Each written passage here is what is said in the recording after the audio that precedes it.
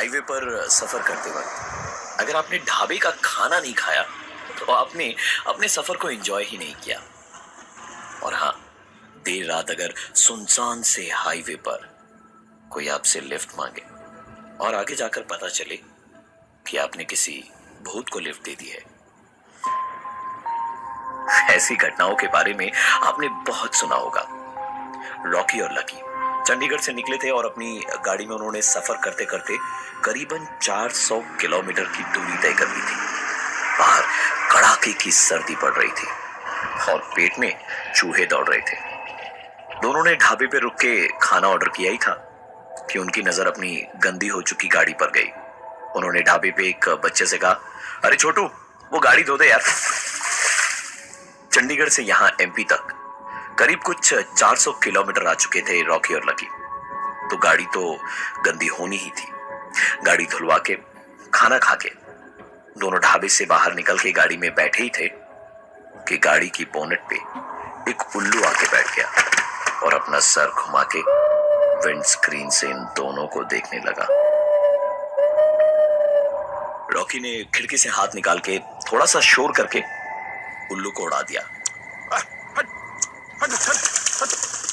और गाड़ी स्टार्ट करने वाला था कि उसकी गाड़ी की डिक्की से आवाज आई। गाड़ी से उतर के रॉकी ने डिक्की चेक की। डिक्की खाली पड़ी थी, इसलिए उसने इस बात के बारे में ज्यादा सोचा नहीं और गाड़ी स्टार्ट करके चल पड़े। गाड़ी चला के ढाबे से करीबन 800 मीटर ही आगे बढ़े होंगे कि रॉकी के कंधे पे हाथ रख के कोई पीछे से बोला, जरा गाड़ी लेफ्ट में रोकना। लकी चिल्लाया, अबे गाड़ी क्यों रोकी? इतनी तेज ब्रेक कोई लगाता है क्या? रॉकी ने जो कहा, ऐसा कुछ सुनने की उम्मीद लकी को नहीं थी। उसने कहा, भाई, किसी ने पीछे से मेरे कंधे पे हाथ रख के गाड़ी साइड में लगाने को कहा। लकी ये सुनकर और भड़क गया। हाँ, पीछे भूत बैठा है, चल हट, मैं चलाता हूं गाड़ी, रात की उतरी नहीं है तेरी अभी तक। लकी ने सीट बदल के गाड़ी ड्राइव करना शुरू किया। बाहर पड़ रही सर्दी वो अपनी गाड़ी में भी महसूस कर पा रहे थे और लकी ने गाड़ी का ब्लोअर ऑन कर दिया। अभी कुछ ही दूर गए होंगे कि इस बार लकी ने ब्रेक मारी। इस बार रॉकी चिल्लाया, अबे तुझे क्या हुआ? हाँ? लकी ने कहा, यार, किसी ने मुझे भी पीछे से कहा जरा ब्लोअर मिडिल में करना। सुनसान सड़क, घनघोर कोहरा और अगल बगल के जंगल से आती आवाजें उनकी इस सिचुएशन को और भी डरावना बना रही थी।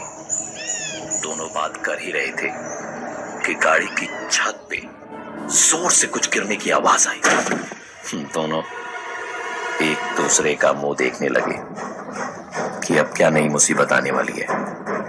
फिर भी हिम्मत करके जब दोनों उतरे तो उनके सर के ठीक ऊपर बहुत करीब से एक उल्लू उड़ता हुआ गया और पास के पेड़ की एक शाख पे जाकर बैठ गया।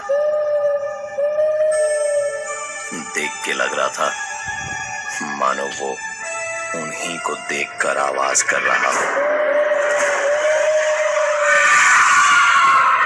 उल्लू से ध्यान हटा के जब गाड़ी की छत पे देखा तो वहां गिरा हुआ तो कुछ नहीं था, पर गाड़ी की छत पे एक डेंट जरूर था।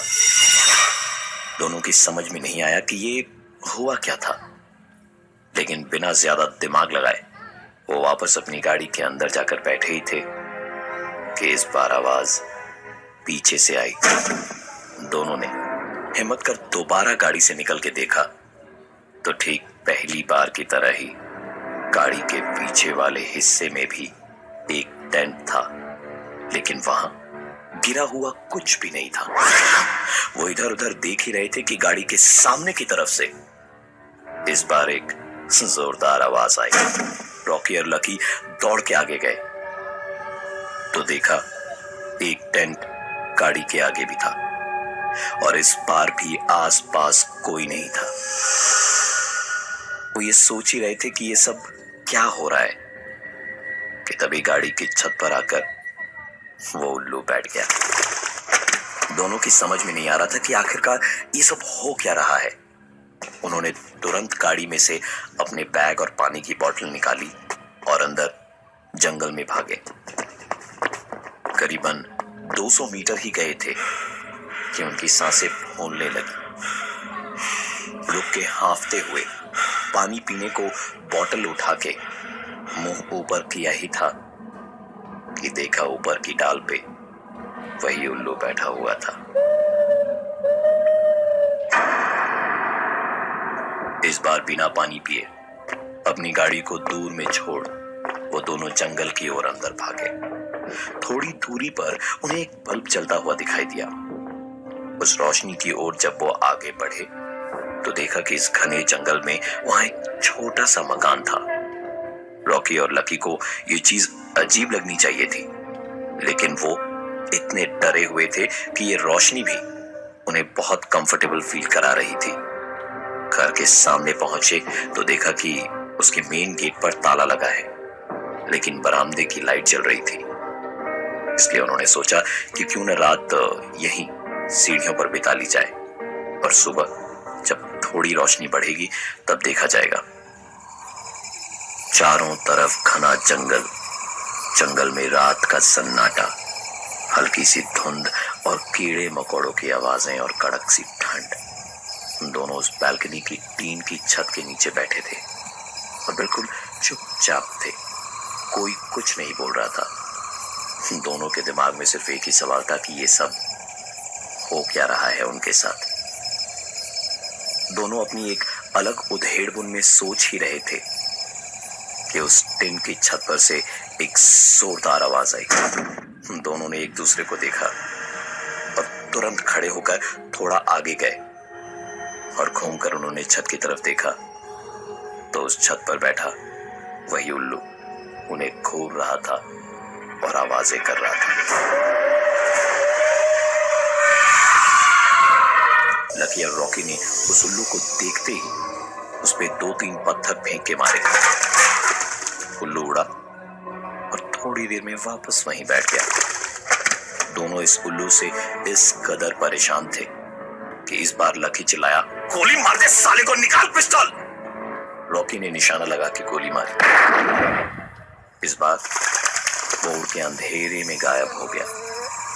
जो जंगल अब तक मानो शांत था वो गोली की आवाज से जाग गया था। इस जंगल की सारी आवाजें एक साथ जोर पकड़ने लगी। धीरे धीरे ये आवाजें इतनी तेज हो गईं कि दोनों को अपने कानों पर हाथ रखना पड़ा। कान बंद करने के बाद भी आवाजें जोर पकड़ती गई और जब ये सारी आवाजें बर्दाश्त से बाहर हो गईं तो रॉकी चिल्लाया, शट अप! उसके चीखते के साथ ही सारी आवाजें बंद हो गई, मानो ये जंगल जैसे एक बार फिर सो गया था। लकी और रॉकी चैन की सांस ले ही रहे थे कि तभी रॉकी का फोन बजा। ये सुनते के साथ ही लकी के मानो होश उड़ गए।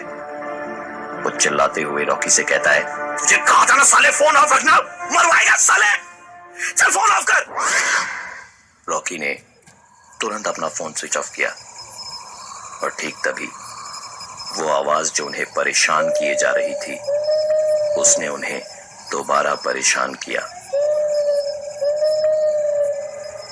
रॉकी ने कहा कि यहां जानवरों की तरह मरने से तो अच्छा है कि अपनी गाड़ी में ही जाके मरते हैं।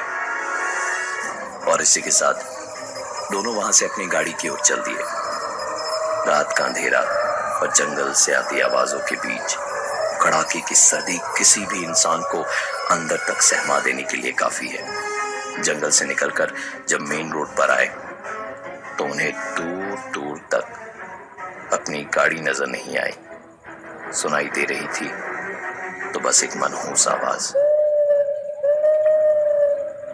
जब अपनी गाड़ी उन्हें अगल बगल दिखी ही नहीं तो उन्होंने सोचा कि इस जंगल से तो अच्छा है कि हम वापस उस ढाबे पर चले तो यहां से बस 1 किलोमीटर की दूरी पर होगा। ढाबे पर पहुंचे तो उनकी गाड़ी वहीं खड़ी थी और साथ पुलिस की जीप भी। पुलिस को देखते के साथ ही दोनों पलट कर जाने लगे कि होटल के उस बच्चे ने आवाज लगाई जिसने थोड़ी देर पहले उनकी गाड़ी धोकर साफ की थी। ओ साहब, अरे पुलिस वाले आपसे बात करना चाहते हैं। डरे डरे से लकी और रॉकी जब पुलिस के पास गए तो पुलिस ने पूछा, गाड़ी आपकी है क्या? रॉकी और लकी ने अपनी नस हिलाते हुए कहा, जी हाँ सर। सुनकर पुलिस ने कहा, तो ऐसे मेन रोड पे गाड़ी छोड़कर कहां चले गए थे? रॉकी ने तुरंत जवाब दिया, वो क्या है ना सर कि हम जंगल में बाथरूम करने घुसे और जब वापस आए तो देखा गाड़ी वहां थी ही नहीं।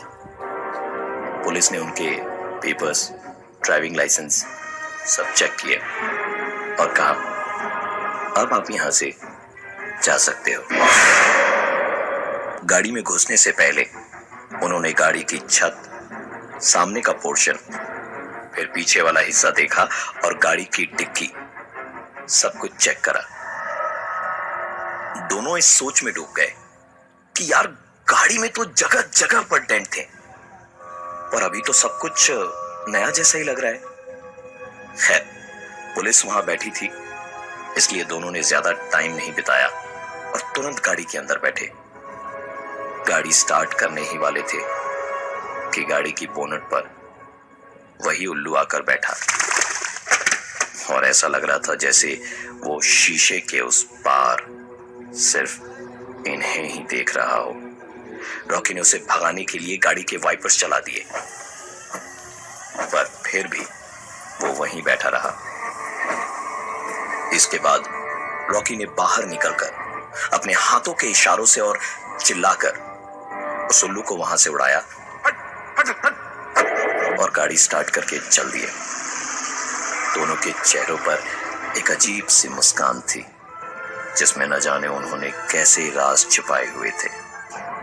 अभी थोड़ी दूर ही गए थे कि उनकी गाड़ी खराब हो गई। लाख कोशिशों के बाद भी गाड़ी शुरू नहीं हो रही थी। रॉकी जब गाड़ी से उतरा तो एक अजीब सी फीलिंग उसे होने लगी क्योंकि ये एग्जैक्टली वही जगह थी जहां उनकी कार थोड़ी देर पहले खराब हुई थी। नीचे उतरने के लिए रॉकी ने जैसे ही गाड़ी का दरवाजा खोला था कि ठीक तभी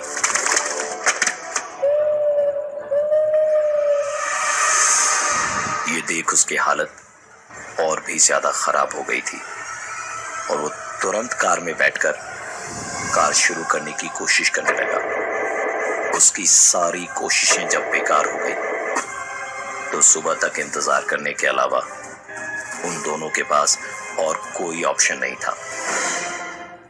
गाड़ी की सीट को थोड़ा पीछे कर दोनों सोने की तैयारी करने लगे कि गाड़ी की डिक्की से आवाज आई।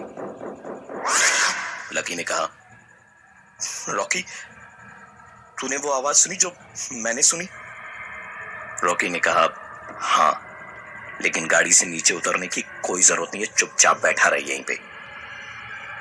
थोड़ी देर में वो आवाज अपने आप बंद हो गई और दोनों ने चैन की सांस ली।